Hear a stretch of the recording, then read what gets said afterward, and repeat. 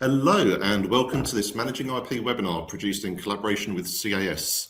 I'm Phil Myers, the Commercial Editor of MIP, and in this session we'll be discussing how to make smarter IP decisions with non-patent literature, or NPL.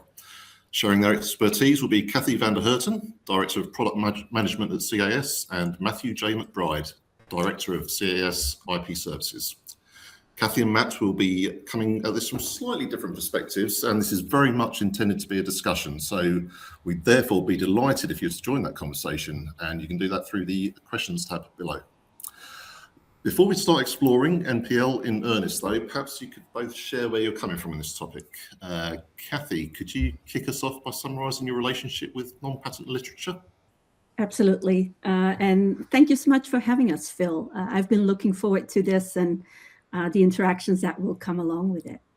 When I joined CAS about 5 years ago, the first thing I did was listen. I think it's always important when you join a company, when you adopt a new product, that's the first thing you need to do. And so I listened to the people, experts like Matt, who was already around. I listened to patent searchers. In a way that I had been listening to trademark searchers for the previous 20 years, as I've been operating in the IP space for that time. Okay. I'm currently, as you said, in product management, taking care of the CAS IP product portfolio. And in that role, it's very important to understand your user base, whether or not they're actually using your solution already or you're wanting them to use your solution there, but you want to know who is a patent searcher, I would say, what makes them tick, what shouldn't you do, what would help them to be better at their job. And so one of the areas really early on that jumped out to me was the breadth of information that the IP professional is dealing with. And their challenge of balancing being comprehensive on the one side, being accurate on the other side, which is so important, and yet be efficient. And so you see immediately the tension that arises with that. And so one of the things that we will getting deeper into this webinar is exactly that, how non-patent literature is more difficult to access than patents, how to know where to look, how to gain that efficiency, and why product design matters. So I will indeed bring in that product angle into the story. Yeah, we'll be getting deep into that. And Matt, Kathy's given you a bit of a shout out there as an expert in this area. I know you joined us for a webinar in December. So given your experience in this area, how has it changed from your perspective? Yeah, thanks, Phil. For me, I've almost been in the information side for almost 30 years now. And I recall back thinking about some of the first NPL searches I did as a scientist right out of graduate school. I got to give credit to my kind of awareness to everything information related to librarians, right? The professional librarians at Roman Haas, the first company I worked for, gave us just a suite of tools, right? A large disparate set of tools, but a large collection. And doing searches back then was easy, almost too easy, but we didn't know the sources, right? It was just database names and tools and places to go. And patents weren't really a part of my world then. They were much more complex, right? They're the part you don't get to explore at first. So my first searching was a lot of non-patent literature, everything from traditional journals and conference proceedings to financial information and market research and news, right? Just the wealth of it, the diversity that's there. So I think there's been good databases for a long time, but there's just been so many places, and finding what I would say, you don't know what you don't know, right? Like, what am I missing? That's a big part of it, right? The awareness. So I think a lot of our discussion today is centered around that awareness of, am I getting out of my comfort zone? Do I know what I should be looking for? Do I know where to go? That's probably the biggest part of the challenge. So yeah, my world today is a lot more patents, but non-patent literature is a component of every good prior art search. So looking forward to discussing it with Kathy. Excellent. So in terms of knowing where to go, Kathy, perhaps we can start at the beginning. What exactly is non-patent literature and how does it compare to patents? What forms does it take? can make sure the foundations are in place there. I've got a slide to help us. Yep. Well, before we go to the categories on the slide, let me start just slightly more high level. And what is the difference between patents and non-patent literature? And there's a bottom line there to say, like, patents is a well-defined area where you go to. They're structured. They have well-defined fields. There's a title, there's an abstract, there's a claim. There's kind of a predictability about patents and how to search them and how to review them. Non-patent literature, simply said, is everything else. It's everything else out there that matters to an IP searcher, to a patent searcher. But everything else is broad, as Matt already said. It's unstructured. There's multiple sources, many sources from that. And so every source just handles their data a little bit different. Every data point is a little bit different.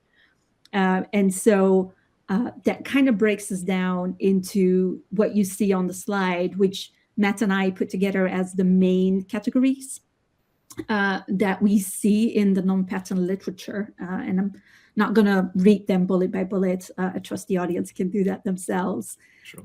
But non-patent literature, it's not something you need for everything in IP. For example, when you're doing freedom to operate search, you don't need that, but you definitely need to look at non-patent literature in realm of filing a patent when you're doing a patentability search, novelty. And so when you would only be looking into patents and kind of ignoring non-patent literature or not taking it seriously, you take a risk. You take a risk of what I would call false confidence. You might think it's new because it has been patented, but it might already been there publicly disclosed, which is obviously for us very, very important. Okay. So in terms of navigating this, almost sounds like a forest or a swamp we're getting into here. Before we get into that, can you help us understand what we're actually dealing with in terms of scale? Because it sounds pretty intimidating, frankly. Kathy, staying with you there. Yep. So I think we have a great slide that talks about basically how the scale that we're talking about, the increase, the growth that we've been looking at, where it's a slide that Matt put together. So I'm sure he will spend a little bit more time on the actual graph. But as you see, the volume of data has been growing. Total volume of data has been growing year after year. Both on the patent side as on the non-patent side, we have seen the growth, which is basically leading to the current situation where there's so much of accessible content and non-accessible content, we'll get to that a little bit later, that it's just hard to know where to look and where to stop, even. Like, where's that jumping off point? When is enough enough? When do you know when you've looked at enough to make an informed decision, which is probably one of the hardest things I personally find. And so when I put my product hat on here, it's all about, like, how can we help you in this world to find what you need in the best possible way. And by using the words best possible way, there's an array of things to think about that starts with the content that the solution lives on, all the way up through the user experience. Like, how do you do it, etc. And so there's a lot going on, and as these volumes keep on growing, because the slide has an endpoint, the world and the increase of data does not have an endpoint. We're still on this incline. As a product person, I embrace the challenge. Like, how can we help everybody to deal with this even better than what we may have been doing today? So, Matt, you've clearly experienced a fair amount of this growth over the past few years. As you've said, what are your thoughts here? Yeah, I think there's a couple things, and it's good to note for the slide because I didn't note it here. But the patent side is looking from our view at CS, where we look at things as families or inventions, so that the number of patents, the true volume there, is actually reduced here because we're looking more at a worldwide level of saying an invention filed in multiple authorities. So the number is even bigger. We reduced it this way for convenience for information searchers. But I was not good at history as a child, Phil. But when I think about just the history of science, like, well, every scientist knows, the publications came first. That's what we heard about in graduate school. Patents were not the subject matter we discussed, but today, the world is all about patents, right? It's all about protecting your rights, excluding others. But on the idea of non-patents, there's so much out there. And to Kathy's point, patents are I'd say accessible, right? They're published and fully disclosed. They're not hidden behind a copyright. So even though they're denser, they're much more complex. They're at least accessible, and if you can find ways to mine them, you can do that. Non-patents, many databases and sources may only have bibliographic and abstract. They may have some indexing terms. So there's the challenges too in non-patent of finding what was in there, because if it's not an open source and you're only searching a limited amount of information, you're challenged with potentially finding like what was the real subject matter within that. So this slide is really a representation, I'd say, of CS from its founding, which was in 1907, to kind of the present. I know you have another version here that's kind of the pre-digital age, depending on who you talk to at CS. For us, the mid-60s was the real advent of the digital age of taking what we focus on, which is in chemistry and related sciences. So I wanted to shrink it down a little, for one, just to think about, before the digital age, how important non-patent literature was. Not that patents weren't important, but just the preponderance of it. And what's not reflected here is, of course, the diversity of that work in terms of the languages that were disclosed, the forms of communication, right? A conference proceeding, from a Japanese scientist back in the 1930s. It's particularly difficult to find if that content hasn't been, relooked at in English or somehow made accessible to folks. So, you think of the true volume, it appears, patents outweighing non-patents in terms of total, but the discoverability of non-patent literature is particularly challenging. Finding the right sources, feeling confident that you have coverage, that's a huge part of it. So I think most practitioners know the sources that are the best places for them, depending on their domain. If they're in medicine, if you're in social science, computer science, engineering, chemistry, know the best places to go, or at least sometimes do know. But it's all, again, it's about accessibility. You have the access to the databases to feel confident that you have that coverage. So I put up on this slide just some founding research. Of course, there's thousands that are in there, but all of those disclosed in non-patent literature first. Non-patent literature still is a strong resource for CAS. Our databases now go back into the 1800s, where we made an effort to go back and actually acquire and index further content, so scientists that use our tools and databases would have confidence. So I think the reality is that non-patent literature is the foundation, even though most science today that is going to become commercialized is disclosed in patents first. Okay. I know another podcast from CAS mentioned YouTube and as potential sources, and a keynote by Steve Jobs harking back to the Japanese example you gave. But thanks for the little bit of a history there. So the volume's clearly staggering. Obvious question is, where do you even start with this? I'm pleased to say we've got another handy visual to help here. And Matt, perhaps you can guide us through this quadrant. Probably our busiest visual, but I think as we were trying to you try to reduce something down into kind of meaningful blocks. So I know Kathy will have some points on this as well, but for anyone, if you're searching for a birthday gift or where to go on vacation, you almost always start in the known, right? If I haven't heard of a brand of where to go to look for vacation, I'm going to go to the ones that I know, right? I might just go straight to Marriott. I might go to Expedia because I've seen a commercial.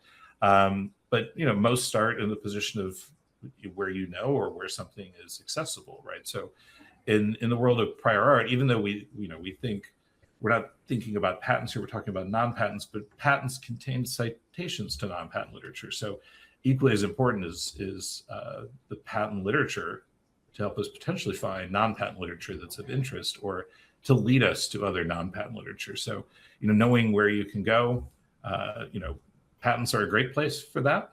People forget, they don't think about that, whether that's a commercial database or directly at some of the patent offices. Most users will search for non-patent literature, again, in public or potentially commercial databases that have thorough coverage.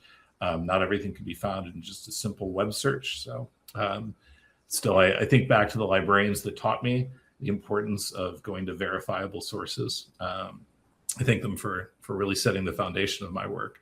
And then there are some, indexed journal databases that people can go to.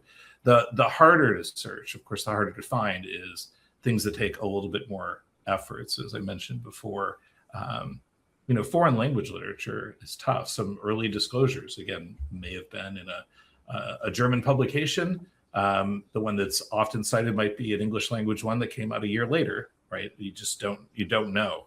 But finding foreign language literature is always challenging. In our world, the knowing it exists but hard to get to is in chemistry. Chemistry is particularly challenging, particularly today, where biologics and chemistry kind of combine into antibody drug conjugates, RNA interference. It all becomes a kind of a blended world. But searching for chemistry from Marcouche reaction sequences, there's a lot of databases. There's many that are commercial and are of higher quality that allow users to be much more efficient, much more thorough. And that, again, is covering both chemistry, both patent and non-patent. Again, the non-patent, the challenge is most databases only contain title and abstract. They don't have anyone going in and looking into the document and then making that subject matter searchable. And then some real challenges, of course, pre-digital, always a challenge to feel confident at conference proceedings, conferences, posters, things like that. As we've, Kathy kind of mentioned, any communication can be considered some type of non-patent literature or prior art. So finding that's hard. Overlooked today, I even find it difficult with everything that we know, YouTube, way back, Substack. Everybody's putting things on GitHub these days for purposes it wasn't intended, just like Excel was intended for finances, but most of us use Excel for purposes other than what it was built for. Sure. GitHub is a major place that people go to. And then the truly hidden, that's the hardest, right? The hardest to find are the things you don't know that are really buried out there. So I think for the searcher today is no different than it was 10 years ago. It really fits, almost everything fits in one of these quadrants. It becomes a point of diminishing returns of how much time and resources, or do you have the tools that will better get you to that much more hard to find? So I don't know, Kathy, your thoughts on this? Yeah. Well, I've been thinking about the question on what is the stories that I hear a lot of, and because obviously we talk a lot with very experienced patent searchers, and I've always been impressed. I continue to be impressed with their expertise, with their searching skills. Who tap into their experience to create a search strategy, navigate their way confidently in the patent solutions that they work with. Like it's simple, and it's not. It is not. Hence my being impressed. But as Matt, as you were talking, I was thinking about the story, and we're working towards releasing a new search modality into our established search platform, CAS IP Finder. And we were basically beta testing with some real customers. This solution, it was an AI-enabled solution. And we always do our best to translate needs into appropriate solutions, but are we hitting the nail right? That's why you do validations. And so we basically unleashed this solution to several of our customers, our users, and asked for their feedback. And the example that came into mind was a very experienced searcher on SDN, now called CAS IP Finder. And the searcher surprised themselves by using this AI-enabled solution, finding results they didn't get while doing it the traditional way. And I think that's what we're talking about. Like, yes, you know what you know, and you know what you want to search for, but there might be other discoverable content that you might not be aware of. And so I'm leaning very much into the quadrant below, like the bottom half, that really talk to that. Like, there is more than what you might think there is out there. And so these are hits that were not easily findable if you just go with a purpose. Like, I create my query, I tap into those sources, and I go. While the solution we were beta testing didn't require you to make a selection up front on what sources you wanted to go. It made that decision for you.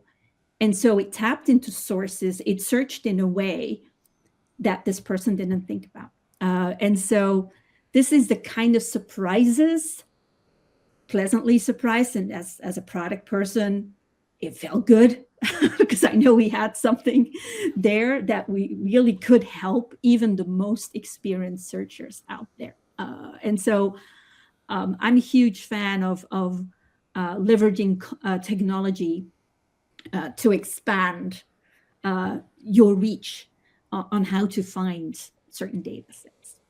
Okay, I think we'll be covering the human side of that a little bit later. There's just one comment that's coming through the chat, and like I say, do feel free to raise questions if you've got any. All these scenarios are undervalued by many. For people, prior art search is a Google search, simple as that. Which kind of leads on to my next question. You gave an example there, Kathy, of the good, effective search. Is it as simple as, and the role of technology, but is it as simple as coming down to, is this because of bad searchers? Is that a particular issue, or is it something else? I'm not a believer that there is such a thing as a bad searcher at all. So in fact, I would say it just comes down to us being humans. And there's with the amount of data that we are talking about in a very unstructured format that we are dealing with here, you can't reach 100%. It is impossible. It doesn't exist. So you have to make choices. And the choices that you make start with, how do I form my search strategy? What solution do I use to have this search strategy executed to the data it is running on, etc. And so I would say missing things is even expected. And that's just the thing that is important. Bias crawls in, acknowledge it, that it will.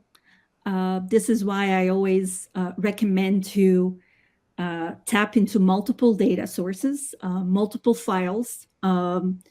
They might be even slightly overlapping. And I think that's a good thing because if you look at different search providers, different publishers, they all look at their data just slightly different. CAS will approach it from the scientific base, or historically from the chemistry base. Others will take another glimpse, another approach to that same data. And so by running multiple sources, you will see overlaps, and the overlaps will teach you something. Mm-hmm. But there might also be differences, and the differences are important to note too. And same way of using multiple search pathways, like the example I just used. There was a traditional way. This user was a command line searcher, went really precise, having everything under control through the command line. And they tested an AI-enabled solution. And so by combining the two, your story gets more complete. And so I would say, like, again, I come back to there's no bad searchers. there's only bad decisions that you can make. And even there, what is bad? I feel it's such a dramatic word. Okay. Bad decisions, Matt. I think this is coming into one of your topics from previous webinar in terms of biases. You've got another slide lined up. Talk us through this one. You could replace the word searcher, the title, with anything, right? I again, just like I wasn't good with history as a youth, I didn't really think about ponder on things like psychology or philosophy, but in the world of anything, right? To Kathy mentioning earlier about biases can narrow everything you do. Sometimes it's an outside bias, right? Like it's a time constraint, right? We have a point of diminishing returns. It's either money or time, right? That something needs to get done by. But I think it's always good to put these up, kind of like operating principles. If you acknowledge that there are biases that sit in front of you, you can try to minimize some, or at least explain where that might fit. So, when we think about being efficient, and I think there's kind of a question we can answer later too on it, like what's available to you, right? Every scientist, you be a searcher, you be a doctor, you have a certain availability of tools or resources at your disposal. Some would say those are the things that I find easy to access, but it may just be those are the ones I can access, right? You may in your job be able to use AI to help augment a search or think differently, or in your organization you may not be able to. So you're limited to just the resources. As to Kathy's point earlier, my professional opinion, having multiple tools and databases is a necessity. It's not a nice to have. If you only have one full text patent resource to go to, is that good enough? Probably not, because different producers of systems will have different ways of preparing the data, tools that allow you to search. If you have time, you should always look somewhere else. So, so efficiencies like availability or kind of a confirmation bias, which rarely happens. I don't think people say, I found something, so I'm done, right? Or as you asked me in our preparation earlier, Phil, like the streetlight bias, that I'll search where it's easy, right? Most people, if they're professional, don't say, I'm just gonna go where it's easy and I'm done, right? They take their work very seriously. I think most of the people I know, as well as some of the questions from the people that I know their names, they're scientists. They want their work to be reproducible and defensible. They want to be able to document what they do. But I think bias is important because every skilled person can be kind of vulnerable when they do that. And, not thinking about those biases, you will miss things, or at least you can explain why something is a compromise, right? I think even to the question that we have, about an authority bias, that official sources are more credible, which would be true, right? That is, I trust patents and peer-reviewed journals more than I would trust, say, GitHub or social media. But just because something's a more official source doesn't mean that unofficial ones are less credible, right? It's all about measuring that level of credibility. So, I like thinking about biases because I think we can always do a better job when we at least challenge ourselves to admit there's some limitation to how we approach our work. I guess some of those are cemented over time, perhaps, the longer you go into your profession.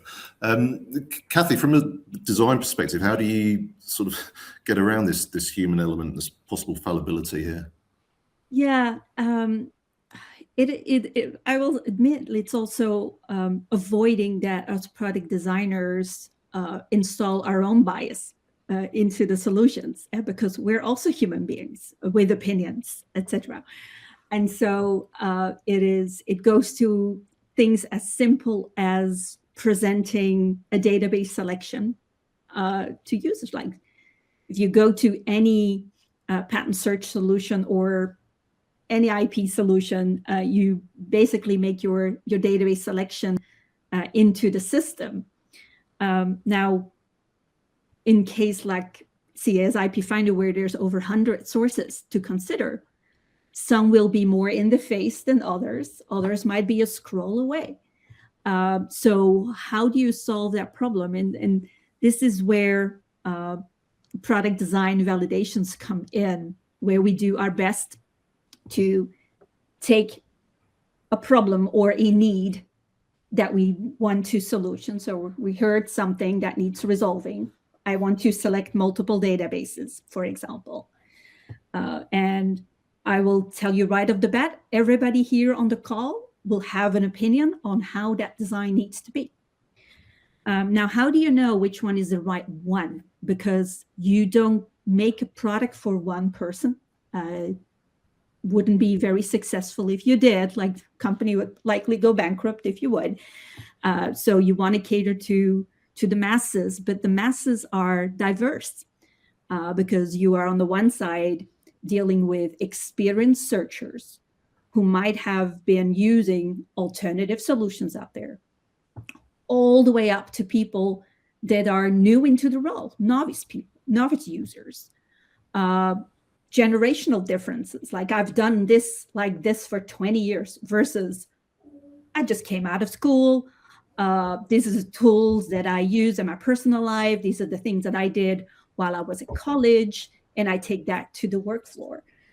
So that is a real product challenge that you have there, especially when, again, dealing with amount of content that you have. And so what we try to do is understand the problem, the need very, very well. Again, that listening factor comes in.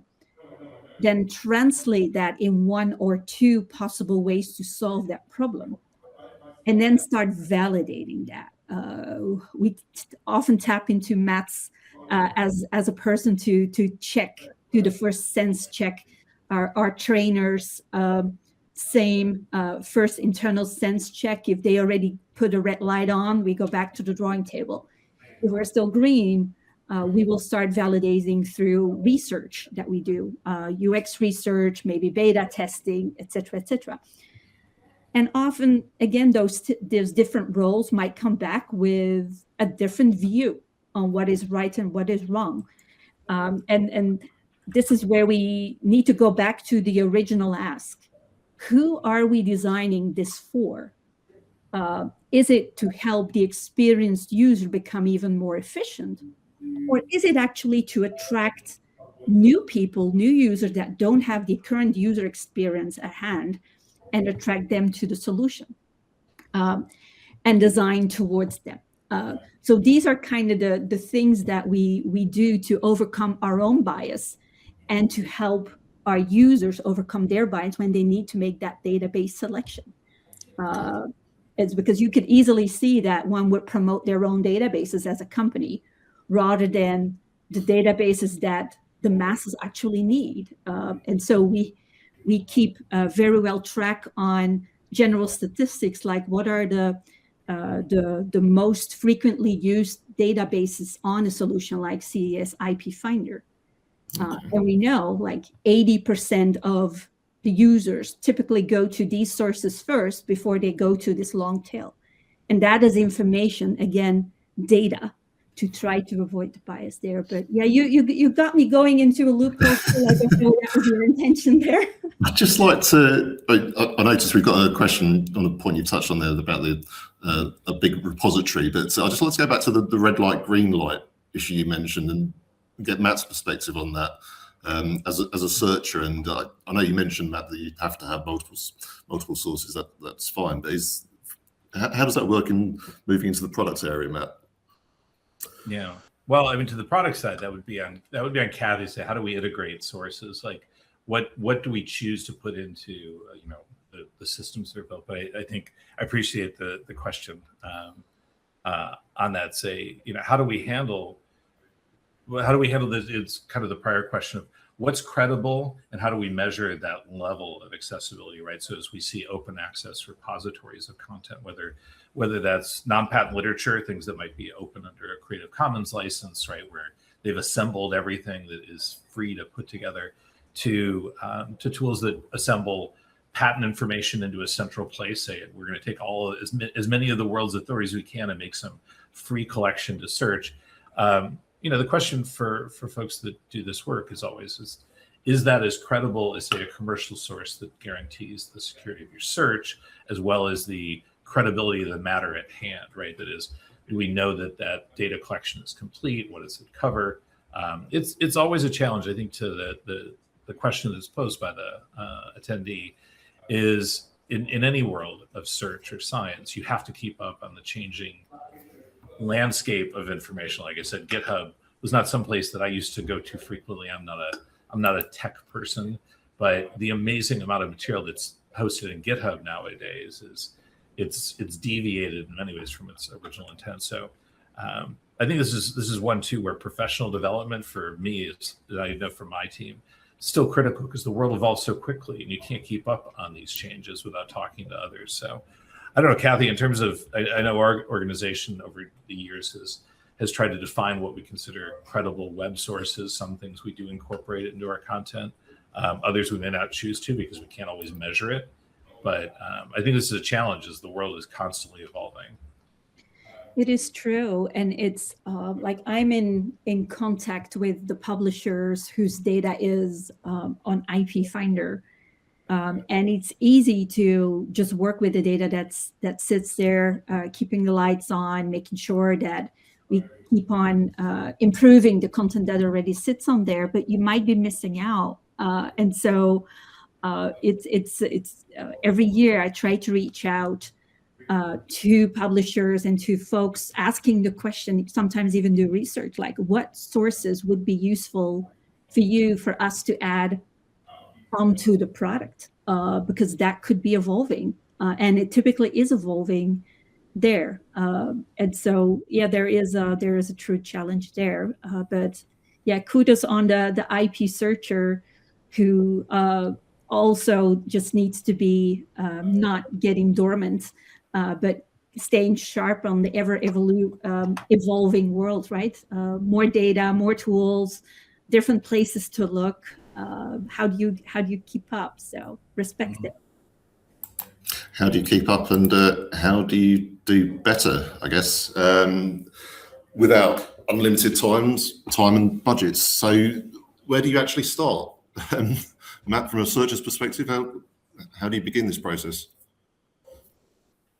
Yeah, knowing what's good enough is always the hardest part, right? I think it doesn't matter who it is. To Kathy's point earlier, though, if you're experienced and you've done it a lot, and you enter into a project, you have a routine that you go through. You're not always certain if there are other sources, but knowing good enough takes a long time. I keep going back to one of my former colleagues who I worked with at CES that was a customer both before and after she came to CES, and she posed the question once, like, well, how do I know what I did is good enough? And you're not always certain, right? If what's good enough, you kind of know, you get a sense of, am I missing something? So again, and I think of the evolving world of, drug discovery today and the biologics, like we know there's gaps in the information that's accessible. We know there's challenges. I talked to one of my team yesterday at length about, an area of antibody drug conjugate searching and some of the limitations that we have. We always know going into it, like it's never going to be perfect, but I think this is why it's a science. I still view searching in intellectual property as a science more than just a service. And I know some of the people that I've seen with comments that I talk to in the industry, they view it that way as well. It's why they want to make certain their work is defensible, it's reproducible, they can document it, right? And it's not just, saying it's a search is kind of maybe a little bit demeaning to it, right? It's a little bit lower. No, it is a methodical method of identifying what they believe is known and unknown using the best resources, skills, and technology at their disposal. Would you say it's part art, part science? Yeah, it is a big part art. You give anyone doing this work knows that I can give the same question to a second person, a third, fourth, and fifth, and we could create a Venn diagram where each of them finds something the other didn't. Like that's just a given. That's another your point of diminishing returns. They might find one or two things. Maybe they'll find exactly the same. But yeah, I usually people don't want to test that, right? They don't want to put it out there and just say, I'm going to give the same question to three people. They will get different things. I think this is where, as we've debated, my team and myself and others, where AI fits, because AI is going to assist us as a tool. It's not going to find the same results, just like we're not going to. But hand in hand, we can be better with technology, just like we can be better with new sources that come out there, as long as we feel that things that we do are still secure, since we're dealing with many times trade secrets, right? And we need to be very cautious about what resources we use. Okay, Kathy, got to get your perspective here from the product side. Yeah. I was just processing what Matt was saying about too, because like some of our customers are also the big patent offices. So they deal with the volumes too. They use the same products as the person that is filing the patent often is. And so it's important to also that the one party knows what the other party is kind of doing. And by leveraging the same solutions, that often helps. Now, Phil, you have to indulge me with answering the question on where to start, asking you to move to the next slide. I still have my product hat on because I have to say, start with CAS IP Finder. It's so stronger than myself here. Over 20 years in product management does that to a person. But the reason why I snuck in this slide was to show the list of sources. I just took a snapshot of some of the non-patent literature sources that you can find on CAS IP Finder.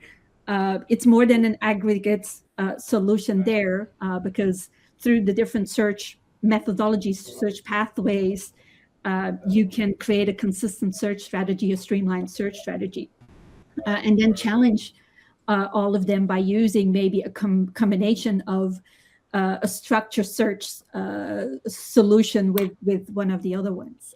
But I'll take a step back from my product solution hat here and give a more generalist answer. I would say it for me, it all starts with being conscious about the existence of non-patent literature, the breadth of non-patent literature, and to make a decision on what you want before you start to search it, because there is so much. So this is a world where you just cannot throw a big net and you hope you catch something. You kind of need to go intentional about it. So that's what I would start with, is awareness of the existence of the different sources you can go to. Pick a source, pick something that you find reliable, that you trust to work with, because it all starts there. And then to just be intentional about it. It's not a tick box. It's not like, oh, in 5 minutes I tick the box, I search non-patent literature. No, we're not talking about that. I think we've kind of established that throughout the webinar here already. Yeah, I think I'm sure Matt would go along with that. But you mentioned needing to be conscious. Is perhaps a shift in mindset needed, Matt, would you say? Yeah, I think it's a shift in mindset. I'll say that STN was the first tool I received, right? So I have a profound love for it now, IP Finder. But to Kathy's point, I take a very practical view that having the right tools to do the right job is important, but the world is constantly evolving. We weren't sitting here people were talking about AI 6-10 years ago, but they're not talking about it, like we are today, like I was yesterday in my use. Even a year ago was not nearly the same. I think, being very grounded, being practical in the tools you use, because this is a science, being open though, to just kind of the change in the world, right? Some of those, when we go back to the kind of the quadrant view, some of the most challenging things to find are still the most challenging. If I want to search a thesis or a series of theses that are English or otherwise that were never digitalized, right? How am I going to find those? That challenge is just as much today as it was yesterday, and I'm sure there is plenty of non-patent prior art in dissertations that are buried somewhere. Those things will open up over time, right? Or someone will find a creative way to digitize them. We look at all the books that Google digitized over the years, and those are still searchable and accessible to folks. But I think this is it's constantly pushing your boundary. I try not to, as I get older, Phil, I nest just like everyone else does. I kind of get used to the box I'm in. I'm not speaking for the members of my team, but we all do that. It's always good to constantly push yourself outside of that, right? Those biases are important to say, okay, am I a little too rigid in my thinking? And I think it's easy to today is the volume, as we say, the volume, the complexity, and the density of patents goes up, right? It's odd that I won't find a patent that's like 300 pages in a novel that, I have to go through. But the world of non-patent literature is not decreasing, right? It is diversifying just as well. And it's honestly just as challenging to search today as it was yesterday. So I think that's what I always want to remind folks is, as a scientist, like we have to think deeper. I like, Matt, how you basically also say, like, it's okay to feel a little bit uncomfortable at times because of the space that you're operating in, the volumes that you're operating in, the ever evolving things that you're operating in. But I was thinking too, like, it's then important to also not get paralyzed by that, that there is that point when you know enough. And I think it will come down to, am I confident that I did my best in finding what I needed to do to make my informed decision? And there is that point that you need to reach. I think that's, like, I was thinking about the mindset shift. I'm not sure if it's really a mindset shift from my part, but it's more of an awareness thing. That's more the word that keeps on bubbling in my head. But I like how you said, Matt. We need to keep ourselves sharp, almost like don't go close yourself off of the world that is happening there. Yeah. The world of technology, jumps.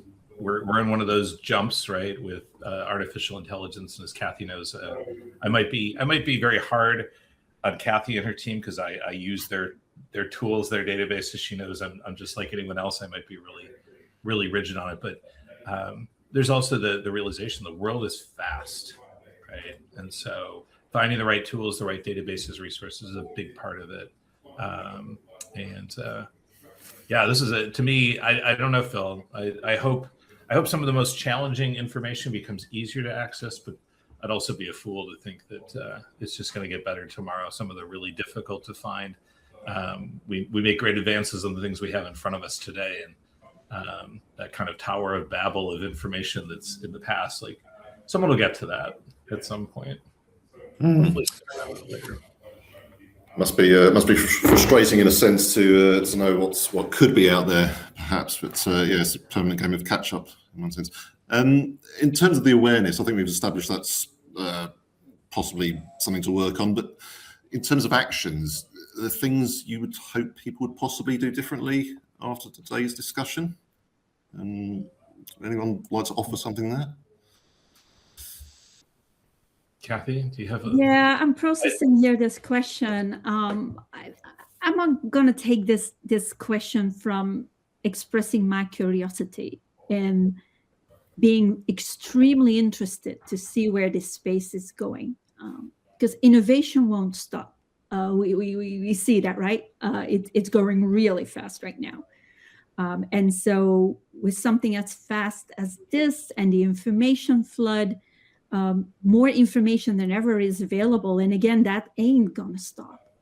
So there is a fact where you don't want to hide from the information because, again, it's your job to find it. But how will the jobs and the information industry further evolve to as technology keeps on getting smarter and smarter to help us? The AI agents that are emerging in all of these spaces are great. I'm really excited about what's happening in this space, and I would encourage everybody to embrace it. Be aware and watch the space is where I would go. Okay, Matt, AI agents great, or what's your take on that? Oh, well, I mean, it depends on your perspective. From a environmental standpoint, people may say we should be cautious. I'm a proponent that we should embrace new technology that we think can help us be more efficient.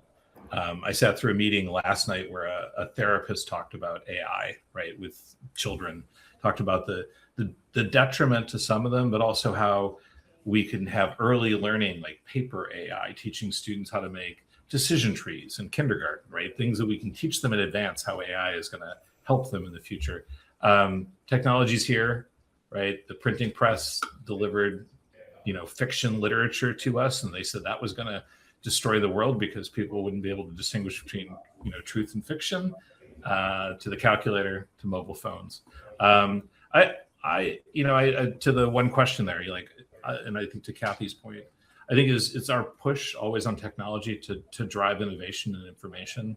So some of those sources that are overlooked may start getting more accessible, but also to make it accessible to just about anyone to be able to do their job. I'm a full proponent, as Kathy knows personally, some of the developments that her and her team are working on. I'm a naysayer on a lot of things, but I saw some developments and I was like, some of the things they're working on are fantastic. They make my life better. They'll make the life better of people who come after me or for the people that work for me.